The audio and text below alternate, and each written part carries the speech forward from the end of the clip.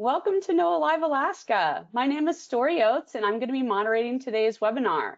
This series is a collaborative effort by NOAA Fisheries, Alaska Fisheries Science Center, where I work, NOAA's Alaska Regional Collaboration Network, and NOAA's National Weather Service. I'm also working with my co-coordinator, Mabel Baldwin-Schaefer, who will be helping me behind the scenes. This webinar series is designed to help you get to know NOAA's work in Alaska, our partners, and the communities we work with, and how we connect with your community. NOAA, the National Oceanic and Atmospheric Administration, studies the ocean and the atmosphere and where the two meet, from weather to ocean to the animals that live around us.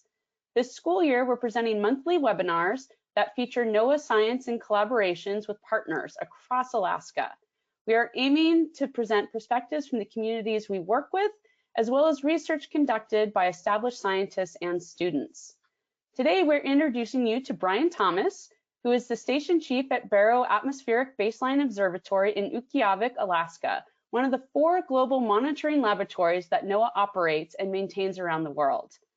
While we'll be talking about NOAA's role in research and stewardship, we want to recognize that we are all coming to you from the traditional lands of Indigenous communities who have substantial Indigenous knowledge and much to share with us. Since 1973, the Barrow Atmospheric Baseline Observatory has occupied Inupiat, Nunangat, where Inupiat have lived in accordance with Inupiat Ilikwisut for thousands of years. We respectfully thank and acknowledge the wisdom of the Inupiat as their heritage, culture, knowledge, and values continue to enrich us through the years. We also would like to acknowledge we're hosting this webinar from Juneau, Alaska, the ancestral homelands of the Aquan and Takuquan Tlingit people, and Mabel is joining us from Benta or Wasilla, the ancestral homelands of the Dena'ina and Ahtna peoples. These communities thrive thanks to the continued sharing of vision, wisdom, values, and leadership of these Indigenous communities. A few guidelines before I hand you over to our speaker. You're all muted because we have a lot of people on the line and want to make sure everyone can hear our speaker. However, there is a box where you can write questions, and we encourage you to ask them as we go. We'll be keeping these questions or keeping track of these questions for Brian, and we'll stop every now and then to answer a few questions. We may not get to all of our questions, but we'll try to answer as many as we can. Okay, I'm going to hand it over to Brian to introduce himself. Guyana. Hello, and thank you for being here today. As Story said, my name is Brian. I am the station chief of the NOAA Barrow Atmospheric Baseline Observatory. And we have 4 observatories, as was mentioned, and I want to show you where they are. I have my handy globe here to show you where they are. So I grew up in California, and I moved to Alaska in 2007. So you can see here on the globe, here's Alaska, and this is where we are. And then, here's where I grew up. And then here's Hawaii. Mauna Loa, Hawaii is another one of our observatories. Those are the 2 in the northern hemisphere. And then we have Samoa, American Samoa, and then we have the South Pole. And so we have these 4 observatories well distributed on the globe. And these are where we look for the baseline of the atmosphere and the measurements that we're taking. So we like to say that we're taking the pulse of the planet, where we're looking for, just like your doctor would look for your pulse, and they would be measuring something that would tell them about your body, and then if you went to see them again, then they would measure it again, and they would be able to compare to that baseline. And that's the same thing that we're doing, is we're taking the same measurements over and over again so that we can compare on that long time series. So as I mentioned, I moved in 2007 to Alaska, and I live with my family, my wife, my 3 kids, and our 2 dogs, and our red spotted tortoise. These are all rescue animals who we got from the local veterinary clinic when other people weren't able to keep them. I really like to do things like build with Lego bricks, and I really am passionate about citizen science and disability advocacy. It's really important to me that everyone has a place at the table when we're thinking about who has needs. Everyone has needs, and society should be helping everyone. So let's see. The next thing is, what does the observatory do? So here's a picture of the observatory, and you can see we have in the middle of the picture we have our big sampling tower. So we're bringing the atmosphere into our laboratory. Right? What we want to do is we want to use air pumps to pump the air into the laboratory from that very large tower, 30 meters or also about 90 feet, depending on which measurement system you use.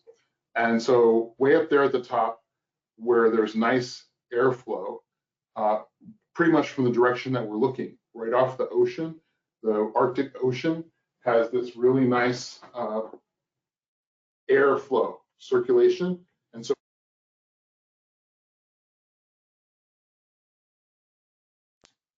so we have the sampling tower, we bring it into our laboratory, which is that gray building there.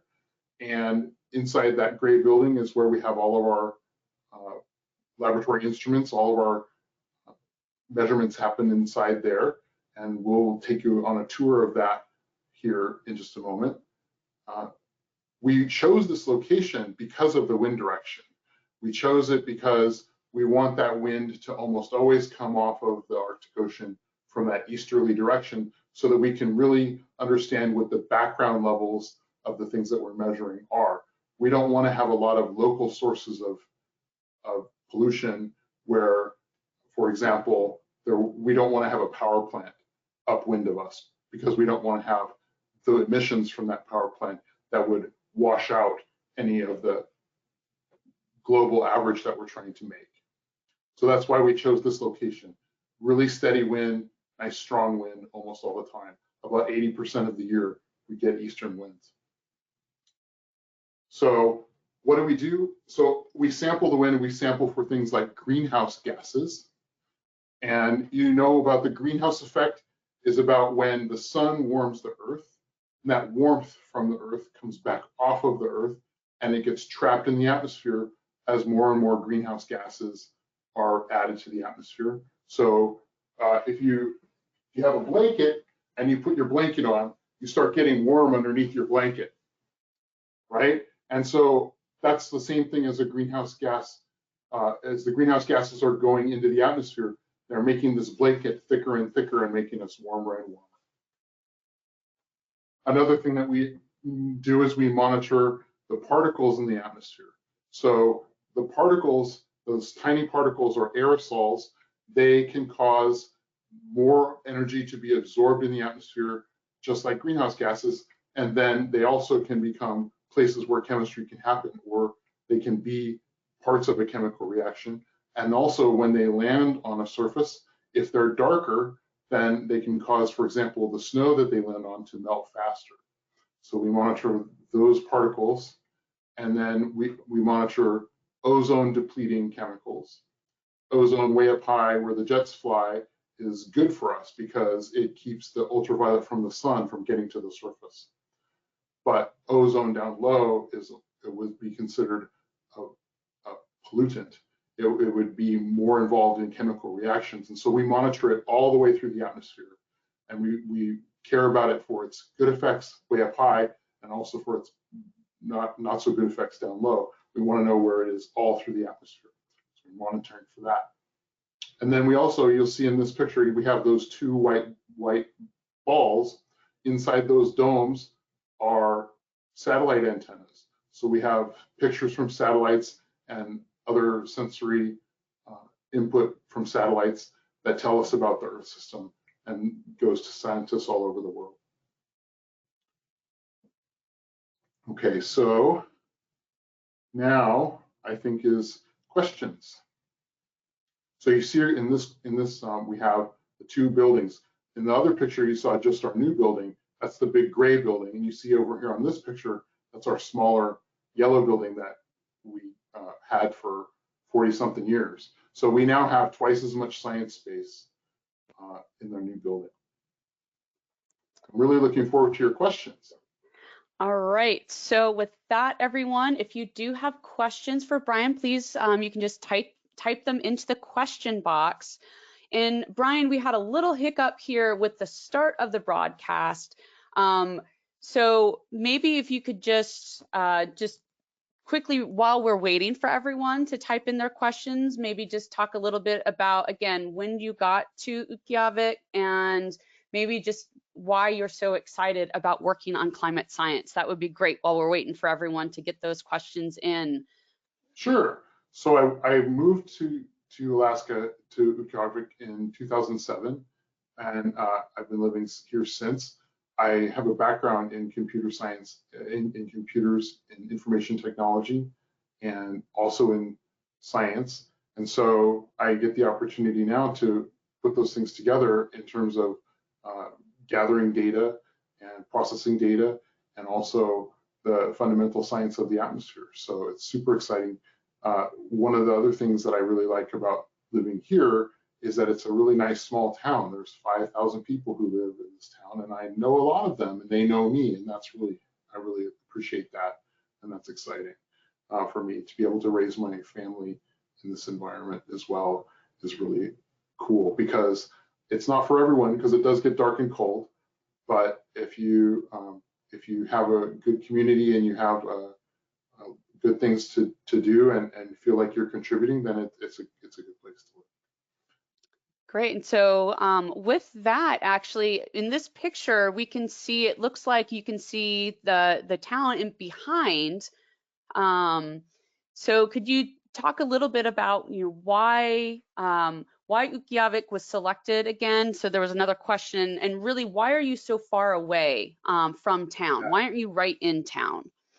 Thank you. Yes. So we are about 6 miles from town, depending on how you measure.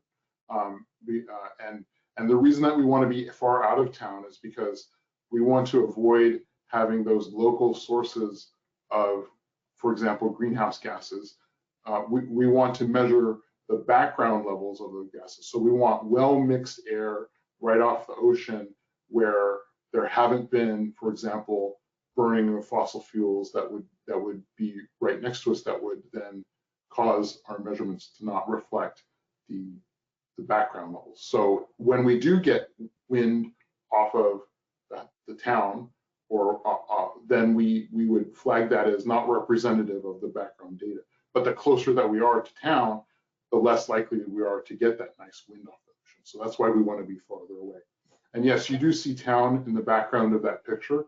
The other part of that the area is the Naval Arctic Research Laboratory. The Naval Arctic Research Laboratory, or NARL, is one of the scientific legacies of this area, and it's one of the reasons that we're here also, because there was already a science infrastructure in place. There were already a lot of science experiments and questions being asked and answered about the Arctic in this place, and so our science explorations then become part of that body of knowledge, and we can be informed by that, and we can inform those other questions that are being asked just right nearby.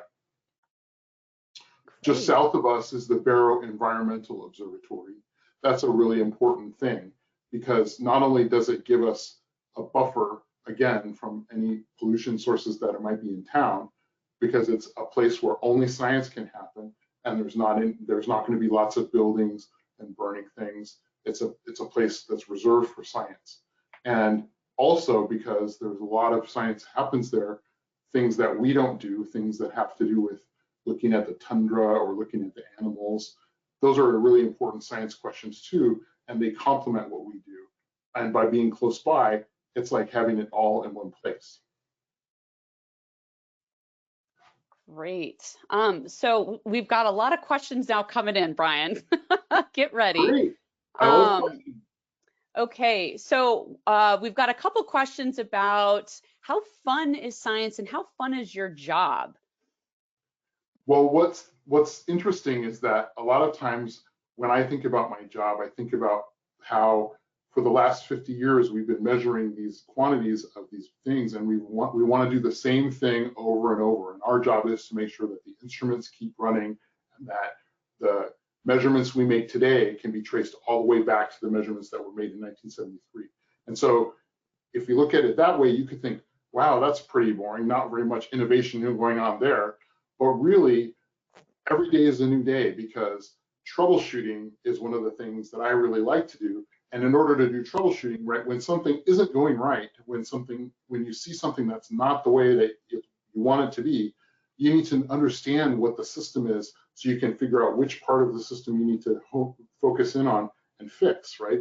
What do I need to change to make this go back to the way I want it to be? So a lot of my job is watching the gauges, watching the numbers that tell me about how our system is working as it gathers the information, so that I can make sure that it's consistent. And I really like that, because it gives me a sense of accomplishment. If I fix something that's broken, then I can feel like, well, I'm helping to make sure that we can continue our important work. It is fun too, because sometimes we get people who are able to come and see us in person, and we can show them around and answer their questions. Another thing that I like that's fun about this job is that we do host shorter term experiments, where people who are coming in and they have something innovative, like they have a new machine to measure the same information that we're already measuring, or they have a new way of measuring something with the same machine, but they want to do different refinements to it. And so they want to put their machine and our machine right next to each other and look at the same quantity of whatever we're measuring at the same time, so that they can figure out, well, is this a better way to do it? What does this tell us? And that's pretty exciting too, because that's where that innovation comes in. So it's not just the same thing for 50 years. Our 50-year data makes it so that people really want to put their new stuff next to ours, so they can put it in context and understand why it's important.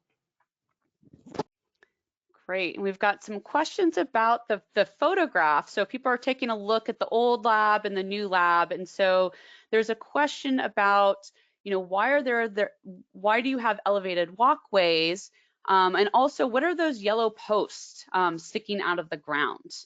Yes. Okay. So here in this part of Alaska, we are on permafrost, and permafrost is defined as ground that's frozen for 2 years to a depth of at least 2 meters and stays frozen. And so permafrost, what we want to do is we want to keep that permafrost frozen. We want to keep it stable and hard, so we can stay here. And so in order to do that, we don't want to put our building on the ground. We want to put it on posts. So you could think about, if you were living really close to the beach, you might want the waves to be able to wash under, right? That might be another reason that you'd put your building on pilings. We're not doing that, but what we're trying to do is keep our heat that's in our building up off of that permafrost, off the tundra, so that it doesn't cause the permafrost to thaw. That's what we don't want. So that's why we have the pilings, and that's why we have the walkways also, because we want to make it so that those walkways don't rest on the tundra, and they don't rest on the permafrost, so that they would cause differential heating. So we want to minimize our footprint as much as we can in that way. The yellow posts, those are markers of the umbilicals to those white radomes that I showed you in the other picture. So those radomes, they have fiber optic cables and electric cables that come from them, from those antennas, and they come back into the observatory with the data and power. And so those are ground laid on the tundra right now. In another picture later, you'll see that we have some cable trays that lift those off of the tundra, so that they don't rest on the tundra and they're easier to maintain. But this is a picture before those have been put in, and we're still refining that to make sure that they're going to be able to last for 50 years. So we don't have those quite yet for those radomes. Okay. So moving away from just the building questions, one of the classrooms wants to know, what is the study of atmosphere called, and what are some of the things that you study in the atmosphere? Right. So when I think about what I do, I would consider it atmospheric science. That's what I'm interested in. Atmospheric is the adjective. It's about the atmosphere, and science. There are different things that you could say meteorology, or you could say physics. If you're interested in what we would call cloud microphysics, then you would be interested in how do the particles that are in the air, how do they become clouds, right? How do those water droplets stick to them? How do the clouds become denser? Or so that would be more of a physics question. One of the things that science likes to do is cut things up into smaller and smaller pieces. And so you can get really, really specific, and you can say, I am this kind of a scientist, and be very narrow. And what I would say is that the study of atmospheric science can be really big. And I don't know that we would focus in on any one area to the exclusion of others. In terms of some of the things that we study, so I measured greenhouse gases. So these are the ones that are causing the greenhouse effect, causing the atmosphere to trap more heat. The more carbon dioxide or methane or carbon monoxide or nitrous oxide, the more of those gases that make up the atmosphere, the more of the heat that comes off the surface of the Earth stays near the Earth. So that blanket that I was wearing earlier, this blanket, if I'm thinking of this as the atmosphere of the Earth, right, this blanket is becoming warmer and warmer, or you could think about it as having more and more feathers in your down blanket. And so that's going to be causing you to be warmer and warmer underneath it. As that atmosphere that you're trapping next to the Earth becomes more and more greenhouse gases, then it's going to have more and more heat in it. That's not going to be able to get away into space as the sun warms the Earth. Okay, I think we still have a lot of questions, but I want to make sure we have time for everything. And so we are going to actually start the video. So we're going to do a tour. So for those of you who are wondering about the new building, when it got there, and kind of some of the instruments and things that you use, Brian, you're going to be talking about that in the next few segments here. So I am going to play the first video. So for everyone watching, this video might pop up behind other windows. So if you don't see it, you may have to look for a separate tab. And also, Brian, just to remind you, once I play the video, you're going to be muted. So you'll have to unmute yourself to talk. So we are going to start that right now.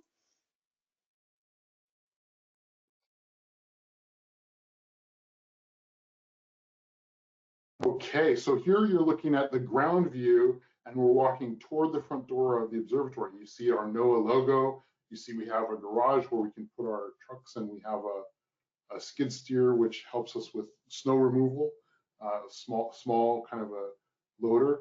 We're walking toward the front of the building, and you can see we have some gases that we store in those compression cylinders.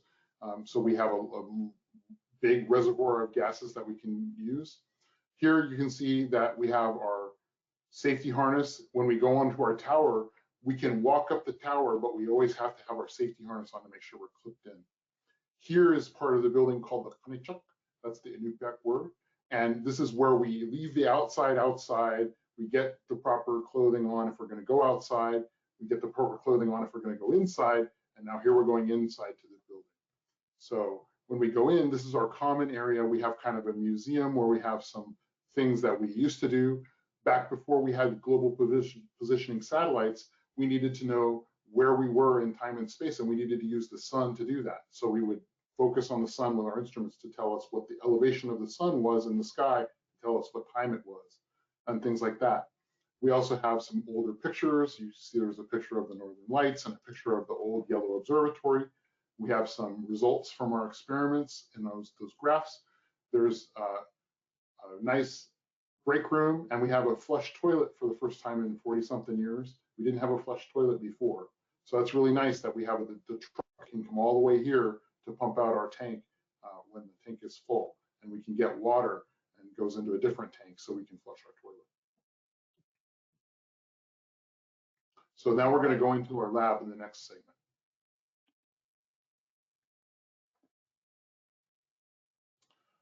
So, okay, so we're opening the door, and so you see some works, high pressure cylinders there. they have to be chained to make sure if they were rocking or if they were trying to fall over, that they wouldn't fall over, because if they were to break open, all that air would rush out and it could hurt somebody. So that's why they're chained up. This is our measurement machine for the greenhouse gases. And so inside of there is a laser that turns on and off really fast as we pump air through. And that laser is a heat laser. So it absorbs the heat, the air in that absorbs the heat from the laser, and we can tell how much is absorbed. And that tells us how much carbon dioxide or methane in this particular case are in those samples. And so you can see we have a computer that runs everything. We have those 4 gases in those 2 machines that we measure: carbon dioxide and methane and carbon monoxide and nitrous oxide. So these are other machines that we have in our lab and other apparatus pumps that we use to fill flasks. We'll talk more about flasks. We have also our surface ozone measuring equipment. Again, remember that surface ozone, one of the reasons we measure it here is because we sometimes have 0 ozone events here in Barrow, where there's no naturally occurring ozone in the air. And that's really important, because when you measure something, if you can actually get to 0 in real life, then that helps you make sure that your instrument's working more properly. Because otherwise you have to create 0 in the lab and you're never quite sure, if I see this in real life, will it work? Okay, so we're also showing you some of our other equipment. Almost everything is run by computers. Almost every laboratory device that we have is a computer connected to it, either collecting the data or controlling the valves, controlling the pumps. So a lot of what we do, especially with troubleshooting, you can think of it as electricity. Where is the electricity going? Is it going in the right place? Or plumbing, where is the air going? Is it going in the right place? So that's a lot of what we do.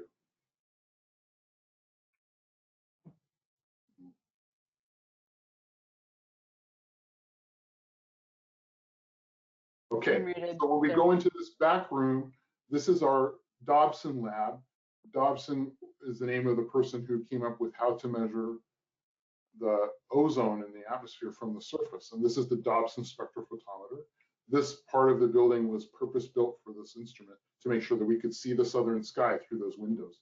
So we focus the sun into that prism that's on the top of that periscope and focuses down into the instrument so we can measure the sun, the sun that's been interfered with at the wavelength that is interfered with by the ozone in the total column between us and the sun.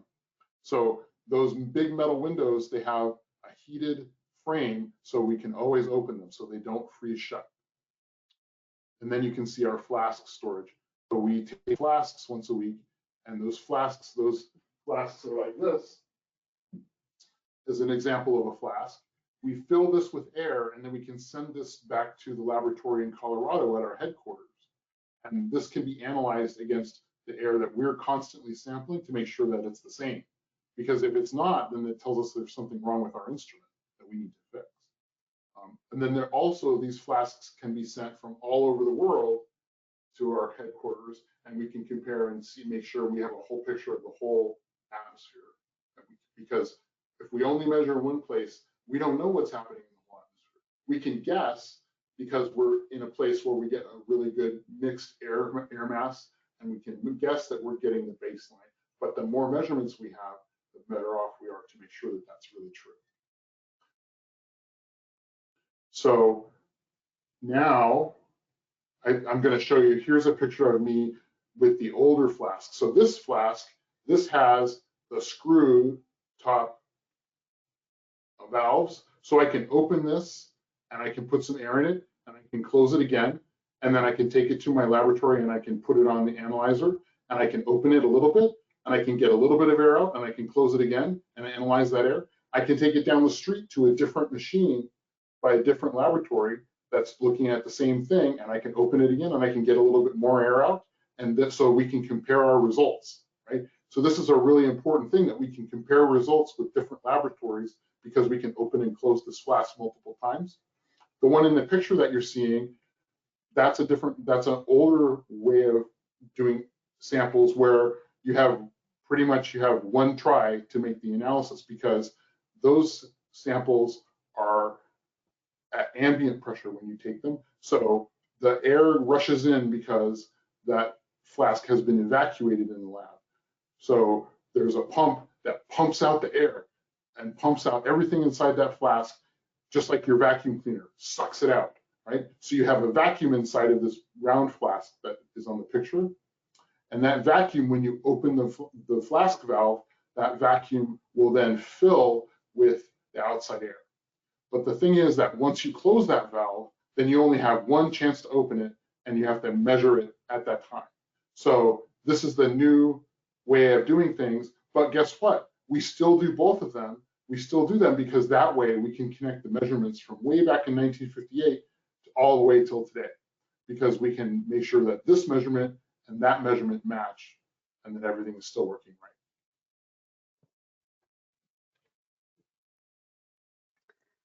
right. Okay, I think we're gonna break again for questions. And so I already have one right off the bat for you, Brian.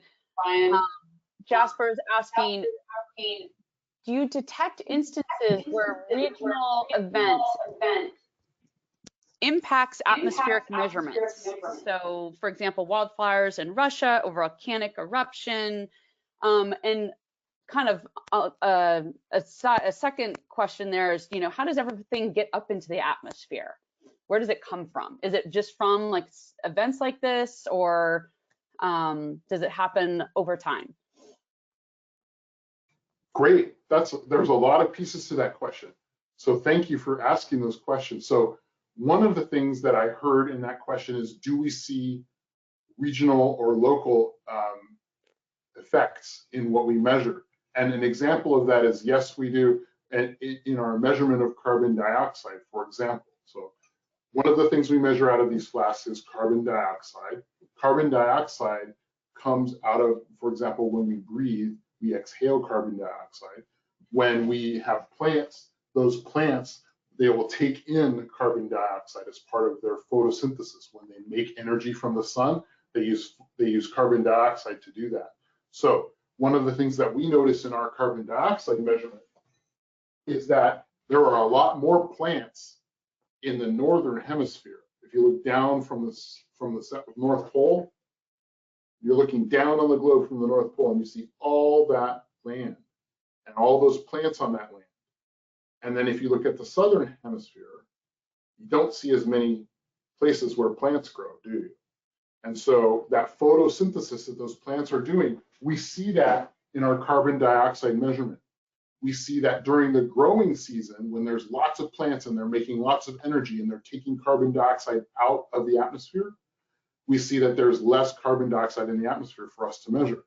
And then during the wintertime in the northern hemisphere, when there's not as many plants growing and they're covered with snow and they're dormant, then there's more carbon dioxide available in the atmosphere. And so that's an example of a local or regional phenomenon that we notice. And so in our northern hemisphere sampling sites, we see that phenomenon. And in our southern hemisphere sampling sites, we don't see that phenomenon seasonally as much. That doesn't mean that we can't compare all those measurements. It doesn't mean that those measurements aren't telling us that the same thing, which is that carbon dioxide is becoming more and more abundant in the atmosphere. There's more and more of it. And we can see that over time because the trend in those lines is the same. But what we see is the northern hemisphere effect, which is that variation seasonally from winter to summer, when there's more available for us to sample in the winter because the plants aren't using it during that time. So that's a regional question answer for you. And then the other part that I remember hearing was, where do these things come from?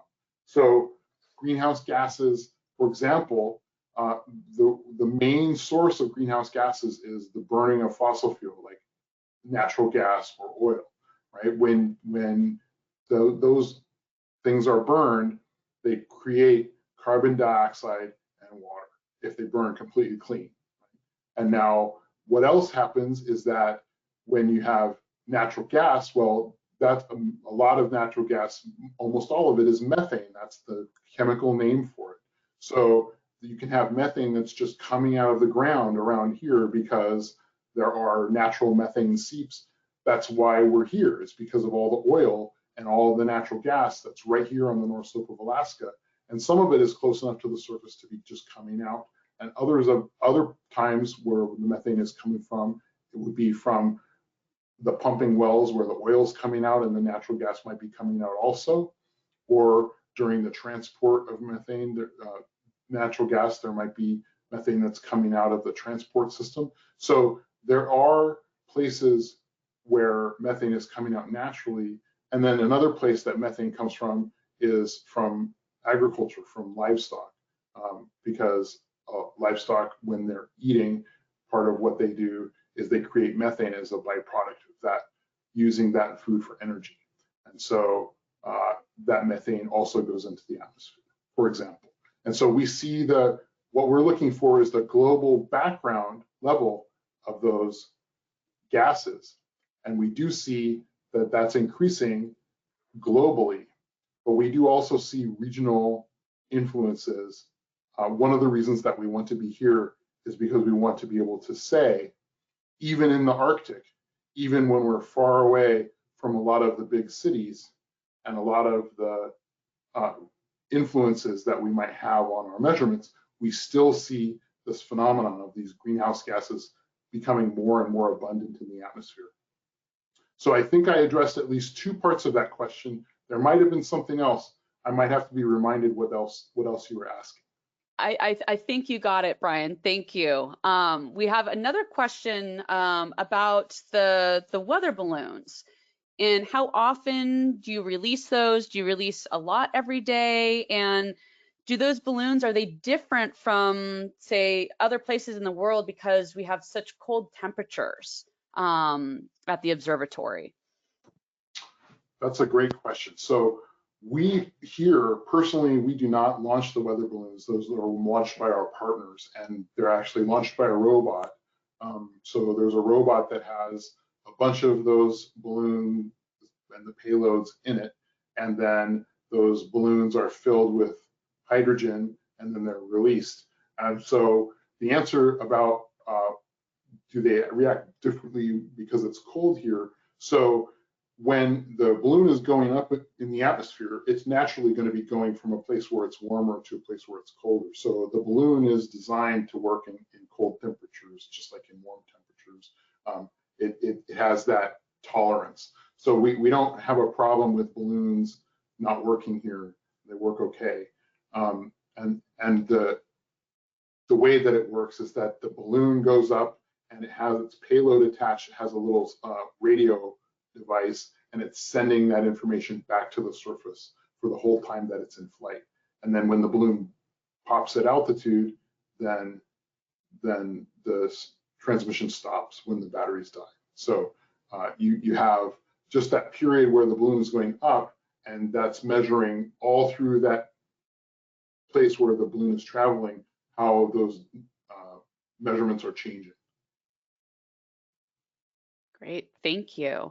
So we have some other questions about the atmosphere. And you're talking about particles. Are those particles different sizes, and how do they travel? Like, are they circling around? Do they stay in one place? What happens when these particles get up into the atmosphere? Sure. Yes. That's so. It's great to think about particles and imagine what are we talking about here. So one example of a particle that we're talking about could be a piece of dust, right? You have dust. Dust is all around us all the time. And that dust, that dust can be bigger or smaller, right? And also the dust can be bumpier or rounder. It can be darker or lighter. And the dust is going to blow around in the air currents, and it's pretty light. So it doesn't take very much to move dust around, right? If you sneeze in your house, you might see dust. And so the dust is always moving around us. Another example of a particle aerosol that we're interested in would be something like sea salt, right? If you've been to the seashore and you smell that particular smell, it's that salty water from the ocean. Well, when the waves are going, well, some of that salt gets into the air and it blows around in the air. Once it's in the air, And so that's another example of a particle type that we're interested in looking at.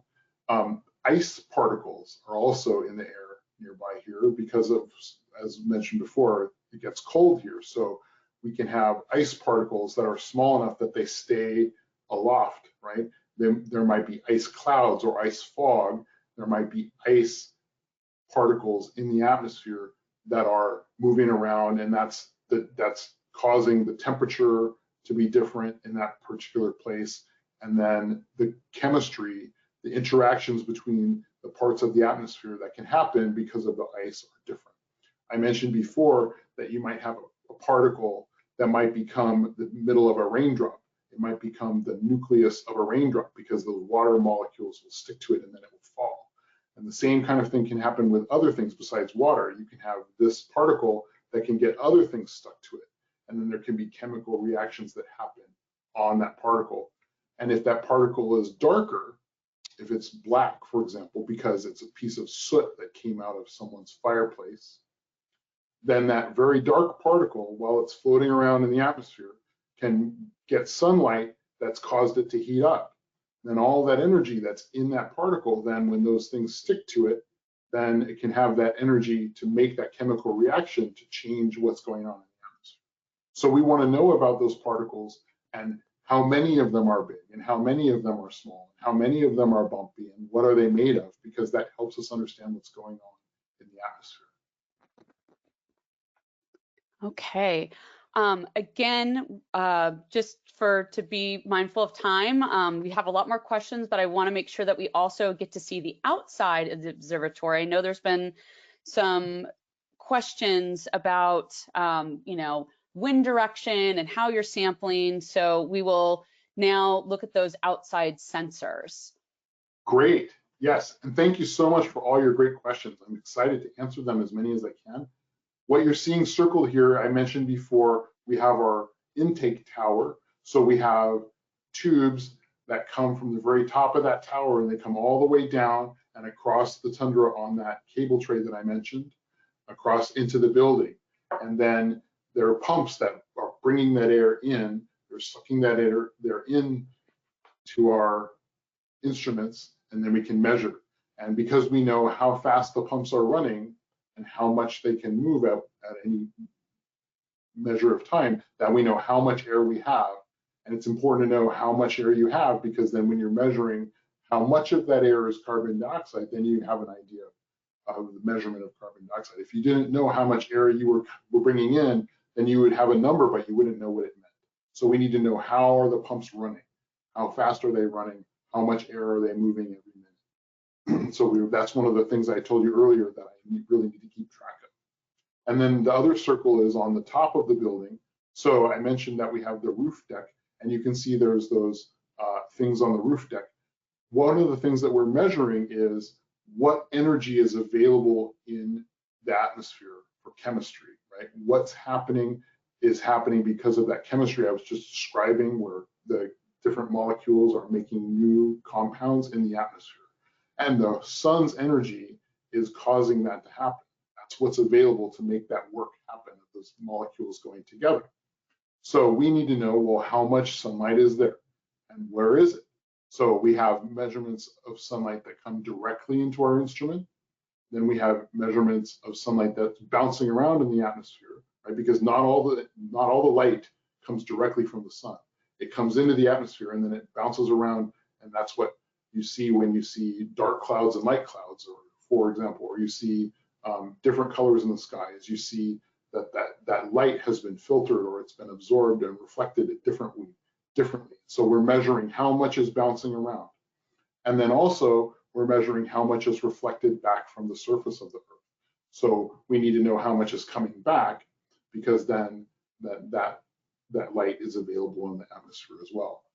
And then the other reason that we want to know about that energy budget is because that energy budget tells us something seasonally as well. So if we have a lot more energy happening earlier in the year, or later in the spring, or later into the fall, then that tells us there's more energy available for plants to grow, for example.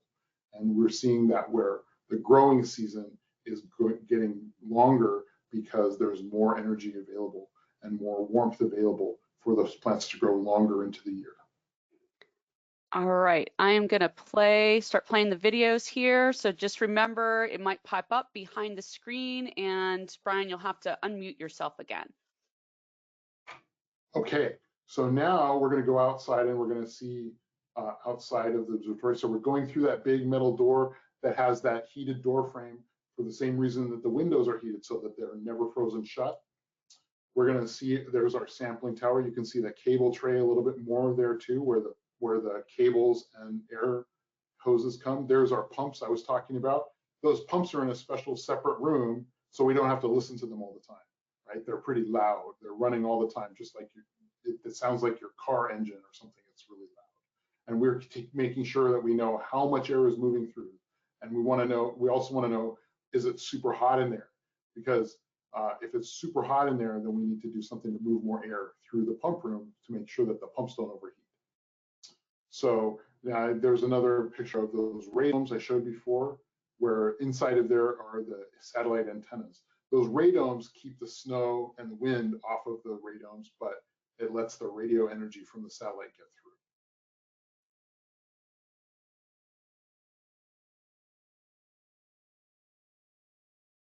through. And you're muted. And there's a video. Okay, so now we're going to walk out toward the tower. We're not going to climb the tower in this video, but the reason we stay off the tower is because we don't want our exhalations, our breath, we don't want those to get into our measurements, right? So we try to stay off the tower. If we have to go onto the tower, we have to note in the log that the technician has been on the tower so that they can make sure that the instruments measurements are properly accounting for that. So you can see that the tundra, so we want to stay off the tundra as much as we can because we want it to stay natural. It's also pretty wet during the time of the year that this was taken. It's September and there's been lots of rain and the wetness stays there. So a lot of our sensors are kept in these boxes and you can see they're hanging off the tower.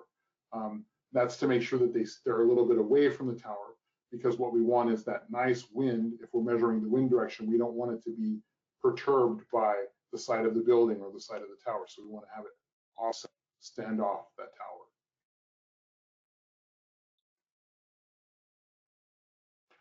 Okay. And this video is going to go up onto the roof, like I was talking about before. So we have to make sure that we're careful and we hold both of our handrails. We don't want to slip, especially during the time of year when it's about to get super cold. Then there's ice that forms on these steps. We want to make sure we're not going to slip. When we're going up, we'll see that the measurements I was talking about before with those instruments, there's what's called the solar tracker.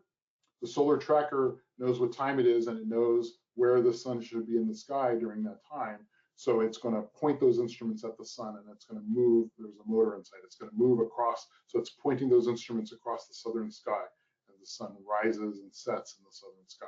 And then you see there's those two balls that are black. Those are going to block the sun away from those instruments behind them. So those instruments behind them, instead of measuring the direct sun, like the ones that are pointed at directly at the sun, those instruments are going to be measuring that diffuse sunlight, like I talked about before, where it's bouncing around. So it's not coming directly from the sun. It's coming from the things in the atmosphere that are reflecting it back toward the instrument. So then on our table over here, the yellow table, that's our global measurement where we're measuring everything coming in from everywhere from the sun. Then that would be sort of like our total. And then we can subtract pieces off of that. And then you see here our aerosol stacks. These are the towers that are going directly into the building, straight down. When you're measuring these particles that I spoke about before, you want to measure individual particles. So you want to suck them straight down into your instrument, because if you suck them down around a curve, then some particles could get stuck to the side of that tube, or they could stick together because they're going to bounce around if you turn the airflow. So we want to suck them straight down, and we want to do it really fast. We want a lot of airflow so that we can make sure that we get separated particles.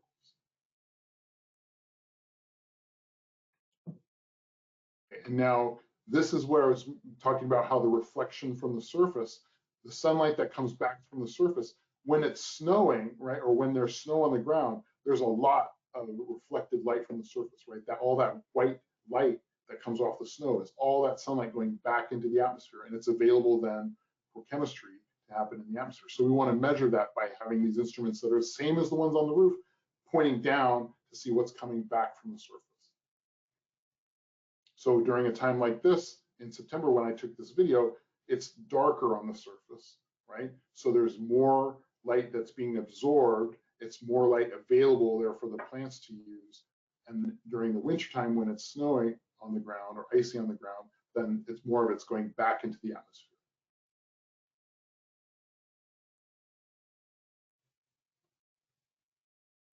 Okay. Lots more questions. Yes, more questions. Thank you for that tour. That was fantastic. And so if we have a question here, if you're constantly sampling the air, how do you report your findings? Is it an average over a period of time, every second, minute, hour? How do you do that?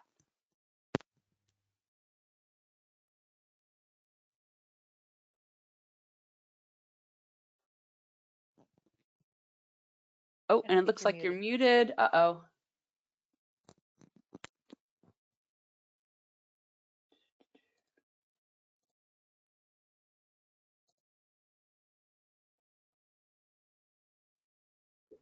Okay. Oh, there you are. I'm not going to touch it. I'm not touching it. You don't need me. Okay, good. So thank you for that question. So one of the things that we have to do when we're sampling all the time is we have to figure out exactly what you just asked. When do we stop, right? Our instruments, because they're measuring all the time, unfortunately, no matter what machine you make, it's going to have some downtime. It's going to have some time where you re-grease the wheels, so to speak, right? Or you replace some of the things that might get worn out. And so what we have is we have two ways of dealing with that. One is that we have a calibration period, and we take the instrument down and we restart it and make sure it works okay when we restart it, and then we have known air, right? Air that's been measured somewhere else, and we know exactly what it is, and we send that through our instrument and make sure that the instrument's telling us what we want it to tell us. That's our calibration to make sure that the instrument's still working. Right now, we're doing that. We're doing that in a couple different ways. One way we do it is every 2 hours we send a known quantity of a known amount of the particular gas we're interested in through that instrument to make sure we get the right answer. And another way we do that is every day we do that with a different one, and those are at 2 different levels. So we should expect that we should see consistently the right amount in each of those, so that it wouldn't get stuck, so to speak, right? So it wouldn't get stuck on one value and not be. So that's one thing that we do. We are averaging, we're measuring 5 times a second, and we're averaging up to that, and we're averaging to the minute, and we're averaging to the hour, right? So we have all these accumulating averages. That's how we publish our data. You can get an hourly or a monthly, and then it can roll up. It can roll up to any period of time. Obviously, we want to make sure that we're calibrating often enough that those averages are good averages, and there's not too much error that's accumulated during that. So the other thing that we do is we measure against a range of known values that we are sure that our instrument gets the value that we expect from those known sources. So we have those big pressurized containers that we saw when we first walked into the lab, and those contain known quantities of the gases that we're measured very precisely before they're sent to us from Colorado. And so when we put those gases through our instrument, if it says we should get 305, we should get 305, and if we don't, then we have to take our instrument offline and adjust it. Now the good news is that we can spend that time to do that. If we take our instrument down for a little while, that's okay, because if you're looking at hourly averages, then if you take your instrument down for half an hour, that's a lot of data that you're missing. But if you're looking at monthly or longer periods, if you take your instrument down for a short amount of time, it doesn't affect the answer that much. So we're fortunate in that way, in that we do have the ability to take our instrument down if we need to. The other thing that we can do is we can focus our... Real quick, Brian, if you can unmute and mute yourself again, like there's something going on. Now I'm unmuted. Yeah, something happened with the mic there, so it's a little staticky. But I think we're almost out of time. We've got about 5 minutes left, and I do want to ask, if you can unmute yourself or mute yourself, and let's see if we can get this to work for this. The last question I'd love to ask is if you have any advice for students watching today, and any tips on if they're interested in work like you're doing, what do they need to do to start thinking about that and to try that out? Yes, thank you. So one of the things I try to keep in mind is that it's not enough for one person to know something. You don't actually know something unless you can explain it to someone else and get their reflections back of what it means to them. And that's when you know something, because if all I'm getting is some numbers off of some computer screen, I don't know what that means. I have to put that into all the rest of my knowledge. I have to share that with other people and get their feedback on it. And that's when I know what that actually means. So that's one of the things that I use that to keep myself sort of humble and grounded and understand where I am in my contribution to humans, right? To life on Earth is, it's not that there's this special thing that we're doing. It's that we're doing something that everyone else needs to look at and decide what it means to them. So a person who I heard speak, who's a motivational speaker, her name is Dr. Cheryl Wood, and she said, knowledge is power. Knowledge implemented is a superpower. So if you just know it in your head and you don't tell anybody, or you can't explain it, it's not that helpful. It might help make you powerful. You might be able to do things other people can't explain. But if you can explain it, and if you can help other people hear what you're saying and get their feedback about it, it makes everyone more powerful. It's a superpower. So another way of saying that is the way that Rachel Elementary Schoolers would have said it when my kids are watching those when they were little. That is, if you learn something, share it with a friend, and that way everybody knows it. So that's my little tip. That's great advice, Brian. Thank you. So if you know something, share it with someone else. And I know it was tough. We didn't get to all the questions today. There were so many. But if folks do want more information, they can email either myself, story.oates@noaa.gov, or lisa.hiruki-raring@noaa.gov, and we will do our best to get those questions, ask Brian if he can help us out, and then get those responses back to you. We're really grateful for everyone being on here today. And I'm sorry about the mic issue at the very end. I'm not sure what happened after that, but maybe it has something to do with those 25-mile-an-hour winds out there right now. So I want to thank everyone for joining us today at NOAA Live Alaska, and stay tuned for our next webinar, which will be posting more information about here on our website. And again, for those of you that joined late,